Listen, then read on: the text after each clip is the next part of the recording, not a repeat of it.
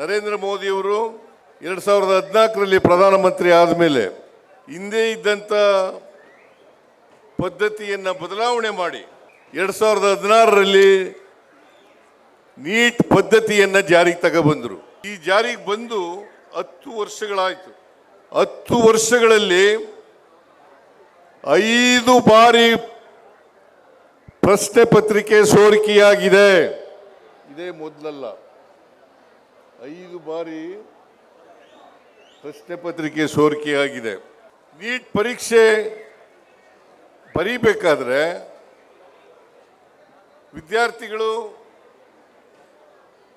1 ವರ್ಷ ಕಾಲದಿಂದ ತಯಾರಿ ಮಾಡ್ಕೊಂಡಿರ್ತಾರೆ. ಅನೇಕ ಜನ ವಿದ್ಯಾರ್ಥಿಗಳು ಕೋಚಿಂಗ್ ಸೆಂಟರ್ಗೆ ಸೇರ್ಕೊಂಡು ಅಲ್ಲಿ ಅಭ್ಯಾಸವನ್ನು ಮಾಡಿರ್ತಾರೆ. ಸಾವಿರಾರು ರೂಪಾಯಿಗಳನ್ನು ಖರ್ಚು ಮಾಡಿರ್ತಾರೆ. ಇದರಲ್ಲೂ ಕೂಡ ಯಾವ ವಿದ್ಯಾರ್ಥಿಗೆ ಹಣ ಇರ್ತದೆ ಆ ವಿದ್ಯಾರ್ಥಿ ಕೋಚಿಂಗ್ ಸೆಂಟರ್ಗಳಿಗೆ ಸೇರ್ಕೊಳ್ಳಲಿಕ್ಕೆ ಸಾಧ್ಯ ಆಗ್ತದೆ. ಯಾವ ವಿದ್ಯಾರ್ಥಿಗೆ ಹಣ ಇರಲ್ಲ ಆ ವಿದ್ಯಾರ್ಥಿ ಕೋಚಿಂಗ್ ಸೆಂಟರ್ಗೆ ಸೇರ್ಕೊಳ್ಳಲಿಕ್ಕೆ ಸಾಧ್ಯ ಆಗಲ್ಲ. ಬಡವರ ಮಕ್ಕಳು,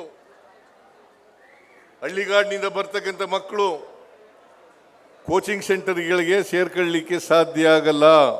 ಇದು ಕೂಡ ಮೋದಿಯವರ ಸರ್ಕಾರ ಬಂದ ಮೇಲೆ ಭೇದ ಭಾವವನ್ನು ಮಾಡಲಿಕ್ಕೆ ಸಾಧ್ಯ ಇದೆ ಅಂತಕ್ಕಂಥ ಮಾತುಗಳನ್ನು ಹೇಳಲಿಕ್ಕೆ ಬಯಸ್ತಾ ಇದ್ದೇನೆ.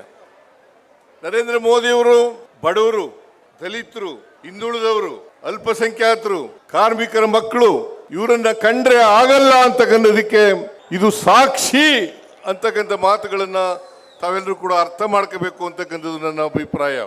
ನೀಟ್ ಪರೀಕ್ಷೆ ಯಾಕೆ ಮಾಡಿದ್ರು? ಸಿಇಟಿನಲ್ಲಿ ಏನಾದ್ರು ದೋಷ ಇತ್ತಾ? ಸಿಇಟಿನಲ್ಲಿ ಏನಾದ್ರು ದೋಷ ಇತ್ತಾ? ದೋಷ ಇರಲಿಲ್ಲ, ಪಾರದರ್ಶಕವಾಗಿ ನಡೀತಾ ಇತ್ತು.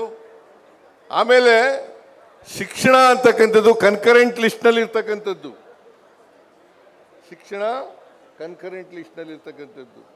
ಮಾತೆತ್ತಿದ್ರೆ ನರೇಂದ್ರ ಮೋದಿ ಅವರು ಹೇಳ್ತಾರೆ, ಮಾತೆತ್ತಿದ್ರೆ ನರೇಂದ್ರ ಮೋದಿ ಕೋಆಪರೇಟಿವ್ ಫೆಡರಲಿಸಮ್ ಅಂತ ಹೇಳ್ತಾರೆ. ಈ ಫೆಡರಲಿಸಮ್ಗೆ ಅರ್ಥನೇ ಇವತ್ತು ಹೊರಟೋಗ್ಬಿಟ್ಟಿದೆ.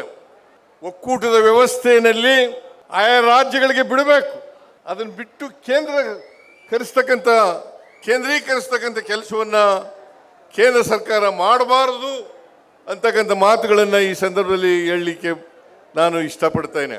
ಆದ್ದರಿಂದ ಈಗಲೂ ಕೂಡ ಒತ್ತಾಯ ಮಾಡ್ತೇನೆ ನಿಮ್ಮ ಮೂಲಕ, ಸಿಇಟಿಯನ್ನು ಮೆಡಿಕಲ್ ಡಾಕ್ಟರ್ಗಳಾಗಬೇಕು ಅಂತಕ್ಕಂಥ ಆಸೆ ಇರ್ತಕ್ಕಂಥ ಮಕ್ಕಳು ಅವರಿಗೆ ಸಿಇಟಿ ಬರೀಲಿಕ್ಕೆ ಅವಕಾಶವನ್ನು ಕಲ್ಪಿಸ್ಕೊಡ್ಬೇಕು, ಆಯಾ ರಾಜ್ಯಗಳಿಗೆ ಕೊಡಬೇಕು ಅಂತಕ್ಕಂಥ ಒತ್ತಾಯವನ್ನು ಕೂಡ ಈ ಸಂದರ್ಭದಲ್ಲಿ ಮಾಡಲಿಕ್ಕೆ ಬಯಸ್ತಾ ಇದ್ದೇನೆ.